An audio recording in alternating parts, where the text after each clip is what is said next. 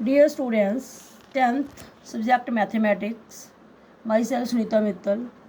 Chapter 1 is real numbers. Today our topic is revisiting rational numbers and their decimal expansion. इससे जो previous video थी उसमें हमने पढ़ा था रिविजिटिंग इरेशनल नंबर्स.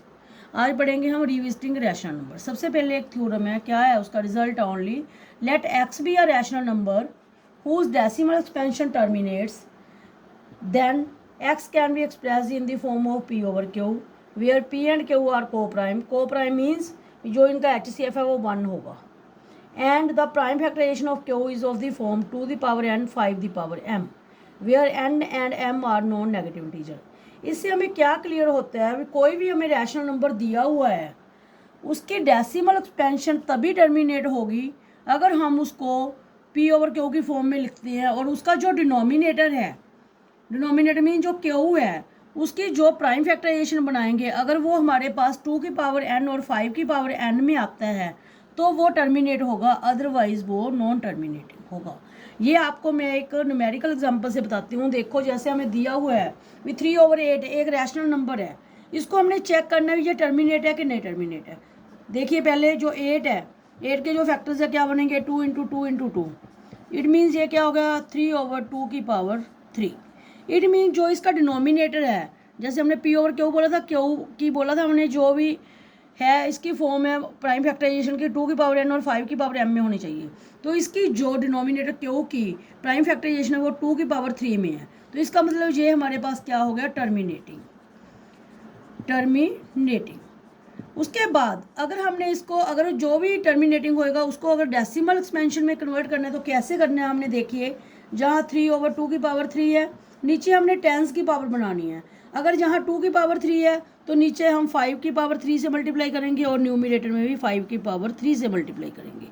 ये हमारा बन जाएगा 3 × 125 ओवर 2 × 5 की पावर होल पावर कितनी हो जाएगी 3.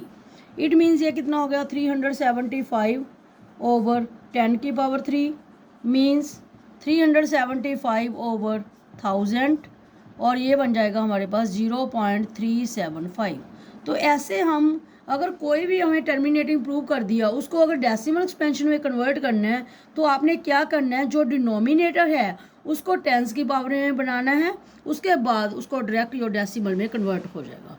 एक और एग्जांपल लेते हैं हम, जैसे सेकंड एग्जांपल है 29/343. तो जो इसका डिनोमिनेटर है 29/343, जो इसका डिनोमिनेटर है 343, उसके हम पहले क्या बनाएंगे फैक्टर्स. सपोज करो ये 7 पे गया, यहाँ कितना आ जाएगा 49, यहाँ 7 पे गया, यहाँ कितना आ जाएगा 7. तो 29 ओवर इसके डिनोमिनेटर के क्या प्राइम फैक्टराइजेशन बन गई 7 × 7 × 7, 29/7 की पावर 3. तो इट मीन्स जो इसका डिनोमिनेटर है क्यू है, मीन्स जो उसकी प्राइम फैक्टराइजेशन ना तो 2 की पावर m में आ रही है ना ही 2 की पावर n में 5 की पावर n में आ रही है. इसका मतलब ये क्या हो गया हमारे पास नॉन टर्मिनेटिंग. क्या हो गया हमारे पास नॉन टर्मिनेटिंग. तो इसको हम टर्मिनेटिंग नहीं कहेंगे. क्यों नहीं कहेंगे, क्योंकि हमने पहले ही पढ़ा है भी अगर किसी का डिनोमिनेटर 2 की पावर n या 5 की पावर n में आता है तो वो टर्मिनेटिंग होगा, अदरवाइज वो नॉन टर्मिनेटिंग होगा. एक और एग्जांपल लेते हैं हम. सपोज कीजिए एक एग्जांपल हम ले लेते हैं 7/125. अब इसको कन्वर्ट करके देखिए, ये बन गया 7/5 × 5 × 5. तो ये बन गया 7/5 की पावर 3. तो जो इसका डिनोमिनेटर है वो किस में हो गया 5 की पावर 3 में. तो 5 की पावर n में आ गया. इसका मतलब ये क्या हो गया टर्मिनेटिंग. अगर वो टर्मिनेटिंग है तो हम उसकी क्या फाइंड आउट करेंगे डेसिमल एक्सपेंशन. अगर डेसिमल एक्सपेंशन फाइंड आउट करने तो मैंने आपका बोला था जो डिनोमिनेटर है उसको टेंस की पावर में बनाना है. अगर जहाँ 5 की पावर 3 है तो यहाँ 2 की पावर 3 से हम डिनोमिनेटर में मल्टीप्लाई कर देंगे और 2 की पावर 3 में न्यूमिनेटर से मल्टीप्लाई जाएंगे. ये बन जाएगा 7 × 8 ओवर 5 × 2 की पावर 3. तो ये बन गया हमारे पास 56 ओवर 10 की पावर 3. इट मीन्स ये हो गया 56 ओवर 1000. तो ये आ गया हमारे पास 0.056. तो ये हम कैसे फाइंड आउट करना है भी उसकी हमने विदाउट एक्चुअल डिवीजन हमने इसको प्रूव करना है भी टर्मिनेटिंग कैसे होता है. तो टर्मिनेटिंग में मैंने आपको बता दिया, अगर कोई रैशनल नंबर है अगर उसका डिनोमिनेटर 2 की पावर n और 5 की पावर m में आता है तो वो टर्मिनेटिंग होगा, अदरवाइज वो टर्मिनेटिंग नहीं होगा। अगर वो टर्मिनेटिंग है तो उसकी डेसिमल एक्सपेंशन निकलेगी, अगर नॉन टर्मिनेटिंग है तो उसकी डेसिमल एक्सपेंशन नहीं निकलेगी। Thank you.